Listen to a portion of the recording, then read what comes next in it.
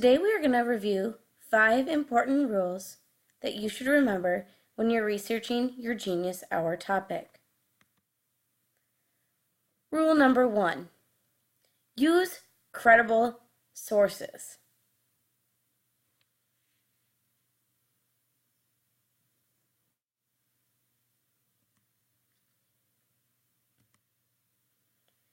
How do you know if it's a credible source? Well, let's take a look at this checklist.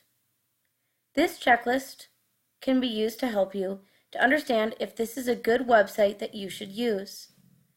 Number 1 states, is the author of the source an expert? Meaning, somebody that understands the information and is credible, or they understand what they are writing and are not biased. Number 2, is the information up to date? When you look at the publishing date, it should not be something published 20 or 30 years ago. So if you see something that's published in the 1980s, it's probably not a credible source. Number 3, is the purpose of the source to inform and not to sell? There should never be a source used that is trying to persuade you to do something or believe something.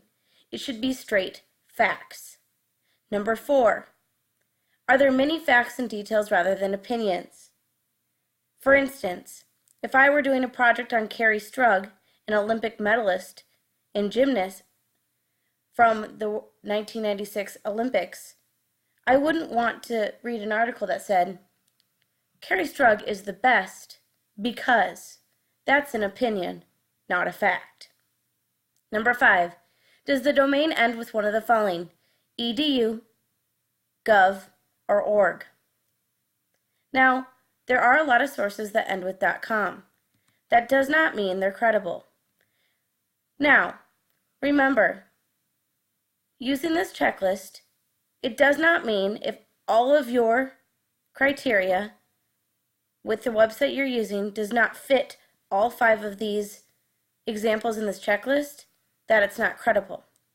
If you have any questions for if your information or website you're using is credible, just be sure to ask a teacher.